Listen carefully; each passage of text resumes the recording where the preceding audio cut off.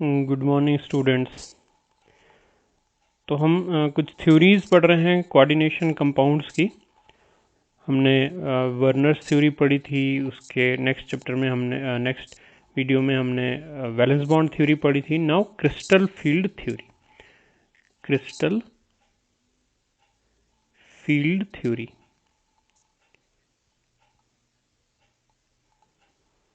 Third theory है और आपके चैप्टर में 12th के चैप्टर में लास्ट थ्योरी है आपकी ये। It was given by H Bethe and van Vleck 1929 and 1932। ये दो आप नाम याद रखेंगे। इससे पहले जो थ्योरी थी उसमें जो है वो आपकी वैलेंस बॉन्ड थ्योरी थी।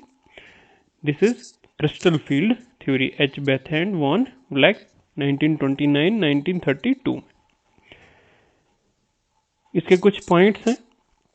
इन coordination complexes central metal atom और ion is surrounded by ligands. Simple सा एक पॉइंट है जो आप पहले भी जानते हैं, पता है आपको पहले से ही कि कोऑर्डिनेशन कम्प्लेक्सेस में क्या होता है। एक सेंट्रल मेटल एटम होता है या आयन होता है और उसके बाहर से लिगेंड्स उसमें सराउंड करते हैं। देखा आपने बहुत सारे कम्प्लेक्स, स्टार्टिंग में हम यही पढ़ रहे हैं कि जो कोऑर्डिनेशन स्फीयर है ब्रैकेट के अंदर जिसको हम लिखते हैं, मेटल होता है और लिगेंड्स होते हैं।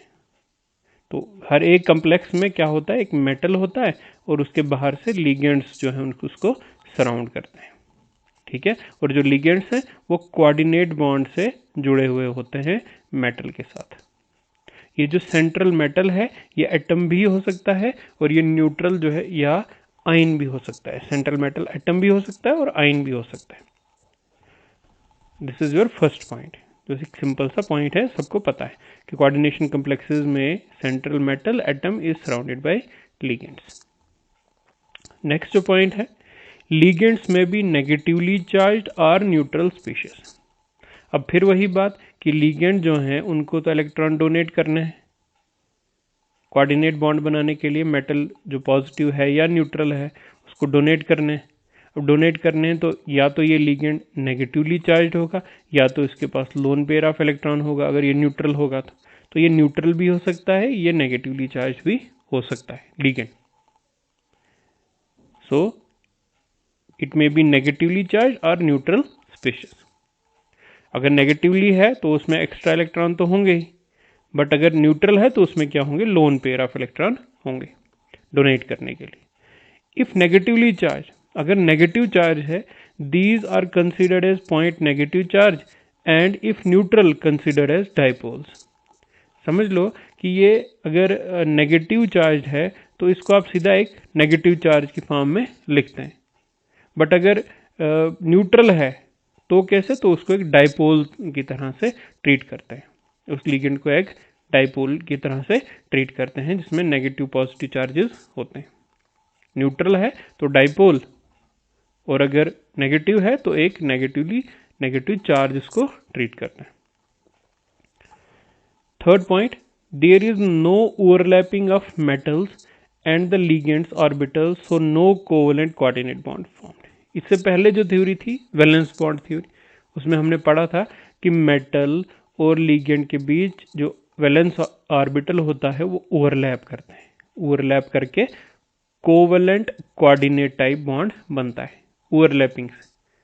पहले मेटल अपने हाइब्रिडाइज करते हैं, यहाँ आपका हाइब्रिडाइज ऑर्बिटल होगा, यहाँ वो ऑर्बिटल होगा जिसमें लोन पेयर ऑफ इलेक्ट्रॉन होगा या एक्स्ट्रा इलेक्ट्रॉन होंगे, तो वो दोनों ओवरलैप करेंगे तो कोवेलेंट बॉन्ड बनाएंगे।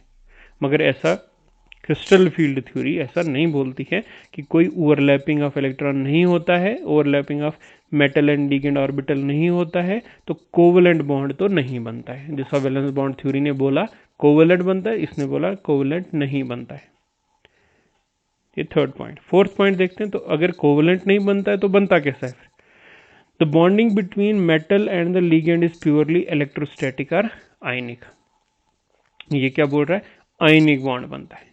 कंप्लीट ट्रांसफर ऑफ इलेक्ट्रॉन से आयनिक बॉन्ड बनता है। It is formed by either ion ion interaction when ligand is anionic or by ion dipole interaction when ligand is neutral।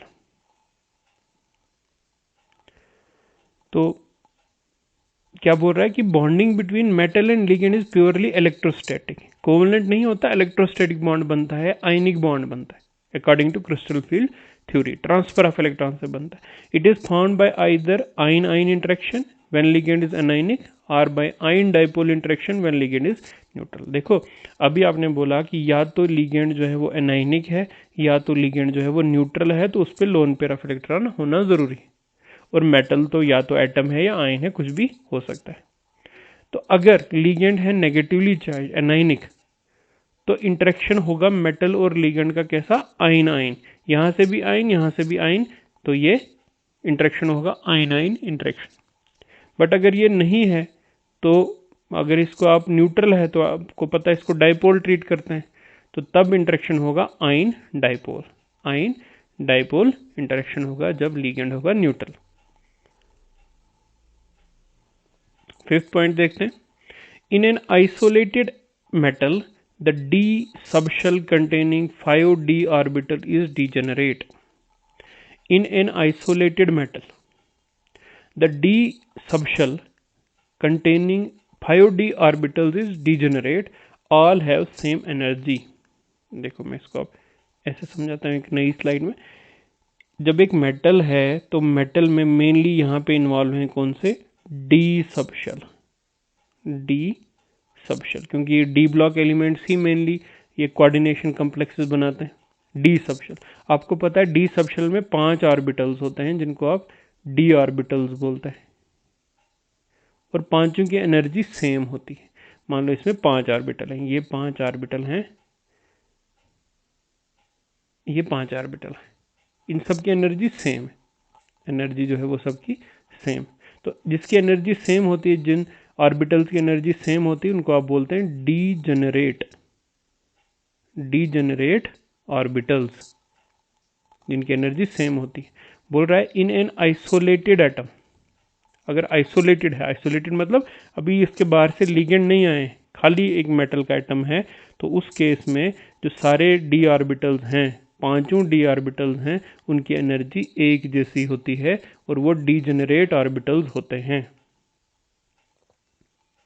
In an isolated metal, d subshell containing 5d orbital is degenerate. All have the same energies. When metal is approached by ligands, अब अभी तक वो isolated था तो सारे 5 orbitals की energy same थी। अब क्या हो गया, जब उसमें लिगेंड्स अप्रोच करने लगे, the degeneracy is lost, degeneracy loss हो जाती है। इसका मतलब उन पांचों ऑर्बिटल्स की एनर्जी एक जैसी नहीं रहती है, अभी सेम लेवल पे हैं, सबकी एनर्जी एक जैसी। पर जब मेटल के बाहर लिगेंड आने लगते हैं, अब जुड़ना है, उन्होंने बॉन्ड बनाना है, तो लिगेंड अप्रोच करेंगे उसको, बाहर से लिगेंड आएंगे मेटल की तरफ। जब ये आएंगे, जब ये आते हैं, तो इस लिगेंड के इफेक्ट में इन सब की एनर्जी सेम नहीं रहती है, किसी की एनर्जी ज़्यादा हो जाएगी तो किसी की एनर्जी कम हो जाएगी, पांचों की एनर्जी सेम नहीं रहेगी, डीजेनरेसी जो है वो लॉस हो जाएगी। There arise the repulsion between the ligand's electron and the electrons of the metal. अब मेटल के देखा आपने, हमने वैलेंस बॉन्ड थ्योरी पढ़ी, तो कंप्लीटली वो एम्प्टी ऑर्बिटल्स तो नहीं होते हैं। डी ऑर्बिटल में देखा आपने, कुछ में 2-4 होते हैं इलेक्ट्रॉन, 2-4 खाली भी रहते हैं ऑर्बिटल्स, ठीक है, उनमें अपने इलेक्ट्रॉन तो होते ही हैं मेटल में। तो लिगेंड जब इफेक्ट ये आता है, तो लिगेंड के इफेक्ट में लिगेंड ने भी इलेक्ट्रॉन ही डोनेट करने, और मेटल के पास अपने भी इलेक्ट्रॉन है, तो इन दोनों के बीच में रिपल्शन की भी पॉसिबिलिटी रहती है कि जो मेटल के इलेक्ट्रॉन हैं अपने, और जो लिगेंड के इलेक्ट्रॉन हैं, जब ये आएंगे अप्रोच करेंगे, तो इनके बीच में एक रिपल्शन भी होती है। If the field created by the ligands around the metal is spherically symmetrical, all 5 orbitals raise to equal energies. But if not, the d orbitals get split into different sets having different energies. This is called crystal field splitting. क्या मतलब है इसका, कि अभी तक इनकी energy सबकी same है जब तक मेटल के बाहर लिगेंड नहीं आ रहे। जैसे ही इसके बाहर से लिगेंड आने लगेंगे, अप्रोच करने लगेंगे, तो अब यहाँ पे रिपल्शन शुरू हो जाएगी इसके इलेक्ट्रॉन में और इसके अपने इलेक्ट्रॉन्स में। उस रिपल्शन की वजह से एनर्जी में चेंज आएगा। ये सारे डी ऑर्बिटल्स की एनर्जी सेम नहीं रहेगी, किसी की एनर्जी बढ़ जाएगी तो किसी की एनर्जी कम हो जाएगी। इसको आप बोलेंगे क्रिस्टल फील्ड स्प्लिटिंग। स्प्लिट हो जाएंगे ये जो डी ऑर्बिटल्स हैं, 5 डी ऑर्बिटल्स, ये स्प्लिट हो जाएंगे, एनर्जी में स्प्लिट हो जाएंगे। आधों की एनर्जी रेज हो जाएगी, आधों की एनर्जी डिक्रीज हो जाएगी। और फिर बोल रहा है कि अगर ये सिमेट्रिकली आते हैं, अगर मेटल के बाहर जो लीगेंड हैं वो सिमेट्रिकली आ रहे हैं, सिमेट्रिकली मतलब किसी एक प्रॉपर ज्योमेट्री में आ रहे हैं, ऑक्टाहेड्रल शेप में आ रहे हैं, टेट्राहेड्रल में आ रहे हैं, या आपकी जो है मान लो इक्वल डिस्टेंस पे आ रहे हैं, इक्वल तरीके से आ रहे हैं, सिमेट्री जो है वो स्फेरिकल रहती है, तो मेटल फिर भी उसमें उतना चेंज नहीं आता। जो 5 ऑर्बिटल हैं, अगर उन पांचों ऑर्बिटल के पास जो लीगेंड आ रहे हैं वो इक्वली डायरेक्शन में, इक्वल डिस्टेंस पे आ रहे हैं, तो उनकी एनर्जी पहले तो चेंज नहीं होती। बट अगर सिमेट्री जो है वो, अगर जो आप वो लीगेंड अप्रोच कर रहे हैं वो अनसिमेट्रिकल आ रहे हैं, अनसिमेट्रिकल मतलब कोई सिमेट्री नहीं है उनके आने की, कोई कहीं से आ रहा है, कोई एक्सिस से आ रहा है, कोई प्लेन से आ रहा है, तो इसलिए उसकी एनर्जी में स्प्लिट हो जाता है, डी ऑर्बिटल्स की एनर्जी में स्प्लिट हो जाता है। If the field created by ligand around the metal is spherically symmetrical, all 5 orbitals raise to equal energy. But if it is not, the d orbitals get split into different sets having different energies. This is called crystal field splitting. देखो अब split हो जाए, मान लो ये 5 orbital हैं, 3 4 5 D orbital हैं, equal energy वाले, ligands आ गए, ये आइसोलेटेड एटम में था, लिगेंड्स आ गए तो इनकी एनर्जी रेज हो गई रिपल्शन की वजह से, इलेक्ट्रॉन रिपल्शन, सबकी एनर्जी बराबर। अगर वो सिमेट्रिकल आते हैं तो एनर्जी तो बढ़ जाएगी, एनर्जी बढ़ गई अगर वो सिमेट्रिकल आए तो। उसके बाद फर्दर जब वो आप बस इसको अप्रोच करते हैं तो तब ये फिर स्प्लिट हो जाते हैं, 2 3 ऊपर 1 2 नीचे आ जाते हैं, स्प्लिट हो जाते हैं 5 3 ऊपर 2 नीचे, या 2 ऊपर 3 नीचे, स्प्लिटिंग हो जाती है इनकी। इसको आप बोलते हैं crystal field splitting, crystal field splitting. अब ये जो 5 ऑर्बिटल स्प्लिट हो जाते हैं 2 के सेट में, एक मान लो 3 ऊपर चले गए, 2 नीचे आ गए, कि 2 की एनर्जी कम हो गई, 3 की एनर्जी बढ़ गई, तो इनके बीच का ये जो गैप आ जाता है, क्रिएट हो जाता है, इसको आप बोलते हैं क्रिस्टल फील्ड स्प्लिटिंग। स्प्लिट हो गए, 2 सेट बन गए, और ये जो एनर्जी का गैप है इसको आप बोलते हैं क्रिस्टल फील्ड स्प्लिटिंग एनर्जी। ये जो एनर्जी का गैप इसमें क्रिएट हो जाता है, एनर्जी का गैप क्रिएट हो जाता है। अब जितना लीगेंड जो होगा वो स्ट्रांग होगा तो उतना ही ये गैप को ज़्यादा करेगा। जितना लीगेंड जो है वो स्ट्रांग होगा, स्ट्रांग लीगेंड होने का मतलब है ये गैप ज़्यादा क्रिएट कर रहे हैं, और अगर लीगेंड वीक होगा इसका मतलब वो ये इतनी स्प्लिटिंग नहीं कर रहा है। पढ़ेंगे हम इसके बाद जो आपका नेक्स्ट स्लाइड है उसमें। All 5 D orbitals are classified as, जो आपके 5 डी ऑर्बिटल्स हैं वो कैसे हैं, क्या हैं। 3 d orbitals, that is dxy, dyz and dxz, are oriented in between the coordinate axes and are called t2g orbitals। क्या मतलब है इसका, देखो आप डी ऑर्बिटल्स की शेप हमने पढ़ी थी, आप शेप्स ऑफ ऑर्बिटल देख सकते हैं इस यूट्यूब जो चैनल पे एक वीडियो है 11th क्लास के लिए, शेप्स ऑफ ऑर्बिटल्स, उसमें आप देख सकते हैं डी ऑर्बिटल्स की शेप। डी ऑर्बिटल आपके पास 5 होते हैं, उसमें जो है 3 एक्सिस होती हैं, आपको पता है एक्स वाई एक्सिस है। अभी कुछ जो ऑर्बिटल हैं वो प्लेन में होते हैं, उनके जो लोब्स हैं वो प्लेन में होते हैं। डी ऑर्बिटल की ये वाली शेप है, डी ऑर्बिटल की ये शेप है, जो क्लोवर लीफ शेप इसको बोलते हैं, डबल डम्बल्ड। अब डिपेंड करता है कि ये जो डम्बल है ये किस एक्सिस में है। अगर एक्स वाई की बात करेंगे तो अगर वो प्लेन में आते हैं, एक्सिस पे नहीं आते, प्लेन पे आते हैं वो डम्बल, तो इसको आप बोलते हैं D x Y, D x Y. अब ये जो डी वाई जेड है तो इसमें 2 एक्सिस हैं वाई एंड जेड, तो ये हैं प्लेन में, ये जो डम्बल्स होंगे प्लेन में होंगे, डी वाई जेड। उसी तरह से डी जेड एक्स, एक्स और जेड 2 एक्सिस होंगी, ये प्लेन में आएंगे। ये होगा इसकी शेप। तो इसका मतलब है प्लेन में। इन बिटवीन द कोऑर्डिनेट एक्सिस है, लोब्स किस में है, इन बिटवीन द कोऑर्डिनेट है ना, इसके बीच में है, एक्सिस के बीच में है ये lobes, in between the coordinate axis.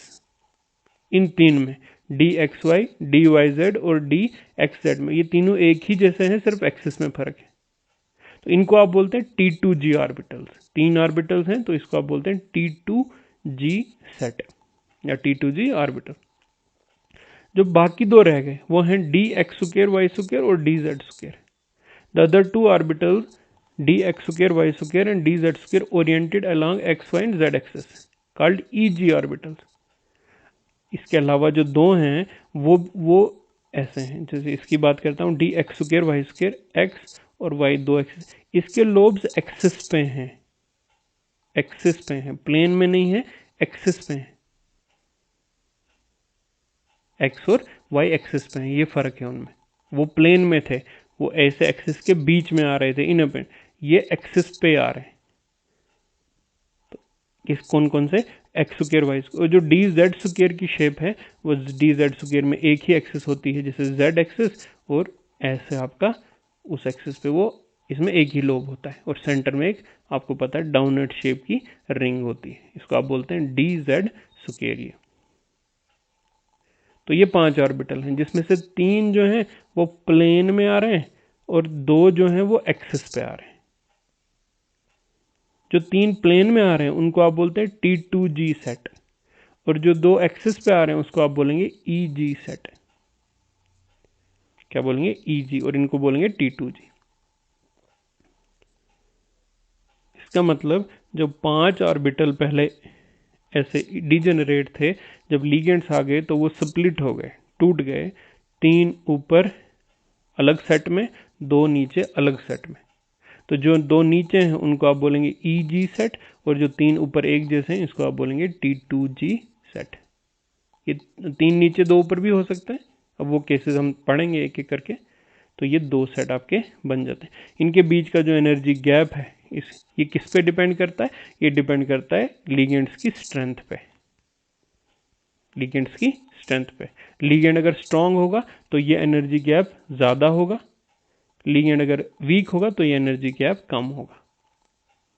This is crystal field splitting theory, जो आपकी 4-5 पॉइंट इसमें बनते हैं। नाउ स्पेक्ट्रोकेमिकल सीरीज, आप इसका टॉपिक यहां देख सकते हैं क्या, स्पेक्ट्रोकेमिकल, स्पेक्ट्रोकेमिकल सीरीज हम पढ़ते हैं थोड़ा सा लिगेंड्स के बारे में। क्या बोल रहा है, by using spectroscopic data for a number of coordination complexes. Spectroscopic data मतलब स्पेक्ट्रम बनाते हैं हम, उन कॉम्प्लेक्सेस का स्पेक्ट्रम बनाते हैं, उससे आपको पता चलता है कि एनर्जी गैप कितना है। मान लो T2G और EG सेट में, ये T2G है, ये EG है, तो इसके बीच का एनर्जी गैप कितना है।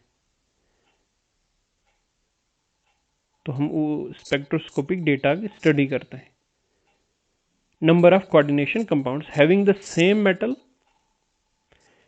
But different ligands. हम कैसे स्टडी करेंगे, अलग अलग लिगेंड्स को कैसे स्टडी करेंगे, मेटल सेम रखेंगे और लिगेंड्स अलग अलग चेंज करते जाएंगे। मान लो मेटल रख दिया मैंने कोबाल्ट, कोबाल्ट रख दिया, तो कोबाल्ट के साथ पहले मैंने साइनाइड का इफेक्ट देखा, फिर कोबाल्ट के साथ मैं क्लोरीन का इफेक्ट देखता हूँ, फिर कोबाल्ट के साथ मैं फ्लोरीन का इफेक्ट, फ्लोराइड का इफेक्ट देखता हूँ। तो देखता हूँ कि लिगेंड चेंज करने की वजह से इसकी कोबाल्ट में जो डी ऑर्बिटल्स हैं, जो डी ऑर्बिटल की स्प्लिटिंग हो रही है कोबाल्ट में, उसमें क्या फ़र्क पड़ता है लिगेंड्स के चेंज करने की वजह से।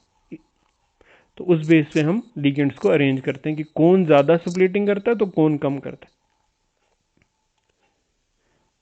फिर मैं आपको एक बार रिपीट करवाता हूँ। मेटल में 5 ऑर्बिटल हैं और जब लिगेंड्स आते हैं, अप्रोच करते हैं, तो ये लिगेंड्स स्प्लिट, ऑर्बिटल स्प्लिट हो जाते हैं 2 सेट में, T2G और EG सेट में स्प्लिट हो जाते हैं। और ये स्प्लिटिंग डिपेंड करती है लिगेंड्स पे।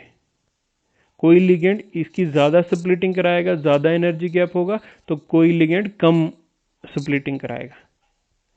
जो ज़्यादा करवाएगा उसको स्ट्रॉन्ग लिगेंड बोलेंगे, जो कम करवाएगा उसको वीक लिगेंड बोलेंगे। तो इसको कैसे स्टडी करना है, मेटल का रखा हमने सेम कोबाल्ट, यही 5 ऑर्बिटल हैं, यही स्प्लिटिंग हो रही है, लिगेंड्स हम अलग अलग चेंज करते हैं। लिगेंड जब चेंज करेंगे तो आपको पता चलेगा कि कौन ज़्यादा स्प्लिटिंग कर रहा है तो कौन कम स्प्लिटिंग कर रहा है। उसकी बेस पे हम एक सीरीज बनाएंगे कि कौन ज़्यादा कर रहा है कौन कम कर रहा है, इंक्रीजिंग डिक्रीजिंग ऑर्डर में। उसको आप बोलेंगे spectrochemical series on the basis of magnitude of crystal field splitting having same metal but different ligands. The crystal field splitting for each ligand has been calculated. देखा हमने कि क्रिस्टल फील्ड स्प्लिटिंग किसकी है, किसी की कम किसी की ज़्यादा, ठीक है। तो उसको आप, किसी की बहुत कम होगी। A series in which ligands are arranged in order of increasing magnitude of crystal field splitting is called spectrochemical series। Spectrochemical series क्या है, एक ऐसी सीरीज, देखो हमने सारे लिगेंड्स को स्टडी कर दिया है और सारे लिगेंड्स की इसमें आपके न्यूट्रल लिगेंड्स भी हैं, आपके एनाइनिक लिगेंड्स भी हैं। तो इस सब की एक सीरीज बनाई है कि कौन स्प्लिटिंग ज़्यादा करता है तो कौन कम करता है। इंक्रीजिंग ऑर्डर में लिखा हुआ है, इंक्रीजिंग, देखो है ना, इंक्रीजिंग ऑर्डर बनाया हुआ। इसका मतलब ये वाले जो लिगेंड्स हैं वो कम स्प्लिटिंग करते हैं, ये वाले लिगेंड ज़्यादा स्प्लिटिंग करते हैं। इसमें देखो iodide, bromide, thiocyanate, chloride, sulphide, अब सारे नहीं आपने याद रखने हैं, अब जो जो याद आप रख सकते हैं उसमें रख सकते हैं।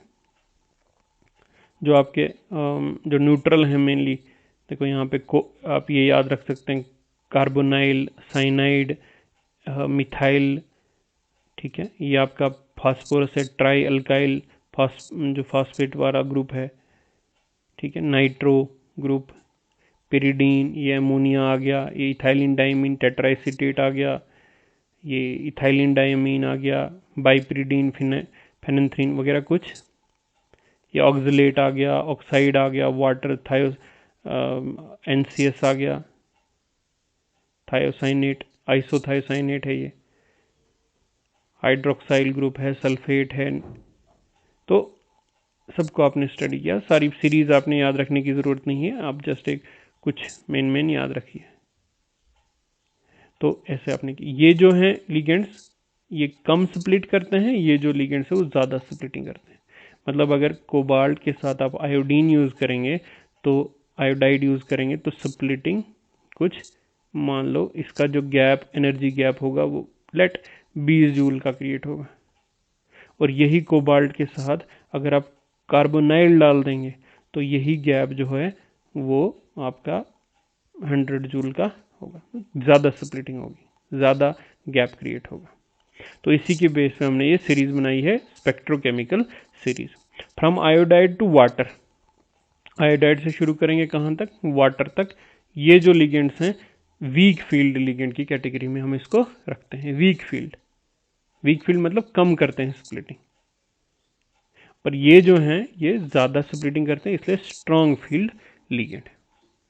Weak field ligand and strong field ligand, this is your next concept. Spectrochemical series क्या होती है और weak field strong field ligand क्या होता है। तो ये आज हमने क्या पढ़ा इस वीडियो में कि क्रिस्टल फील्ड थ्योरी क्या है, एच बेथे वॉन ब्लैक ने दी। मेटल जो हैं, जो कोऑर्डिनेशन कॉम्प्लेक्सेस हैं वो मेटल और लिगेंड्स के बने हुए होते हैं। जो लिगेंड्स हैं वो या तो एनाइनिक होते हैं या वो न्यूट्रल होते हैं। अगर एनाइनिक हुए तो उनको आप पॉइंट नेगेटिव चार्ज ट्रीट करते हैं, न्यूट्रल हुए तो आप उनको डाइपोल यूज़ करते हैं। मेटल और लिगेंड के बीच में कोई ऑर्बिटल ओवरलैपिंग नहीं होती है, जैसा वैलेंस बॉन्ड थ्योरी में कहा गया था। तो कोवलेंट बॉन्ड तो नहीं बनता है। बॉन्ड जो है प्योरली स्टैटिक है, इलेक्ट्रोस्टैटिक है, आयनिक है, ट्रांसफर ऑफ इलेक्ट्रॉन से बनता है। अगर लिगेंड एनाइन है तो इंटरेक्शन होगा आइन आइन, और अगर लिगेंड न्यूट्रल है तो इंटरेक्शन होगा आइन डाइपोल। अगर आइसोलेटेड एटम, जब मेटल आइसोलेटेड है तो सारे डी ऑर्बिटल्स की एनर्जी एक जैसी। जब अगर लिगेंड सिमेट्रिकली अप्रोच करेंगे तो सबकी एनर्जी बराबर से इंक्रीज होगी, पर अगर वो एसिमेट्रिकली अप्रोच करेंगे तो इनकी स्प्लिटिंग हो जाएगी दो सेट्स में, T2G और EG, 3 ऊपर 2 नीचे आ जाएंगे, स्प्लिटिंग हो जाएगी। और स्प्लिटिंग किस पे डिपेंड करती है? स्प्लिटिंग डिपेंड करती है लिगेंड्स पे। 5 तरह के ऑर्बिटल्स हैं जो एक्सिस पे प्लेन में लाई करते हैं और कुछ एक्सिस पे होते हैं, इसलिए 2 सेट्स बनते हैं। T2G का एक सेट बनता है और EG का एक सेट बनता है। अब ये स्प्लिटिंग डिपेंड करती है लिगेंड्स पे। कुछ लिगेंड जो हैं वो स्ट्रॉन्ग लिगेंड्स होते हैं और कुछ वीक होते हैं।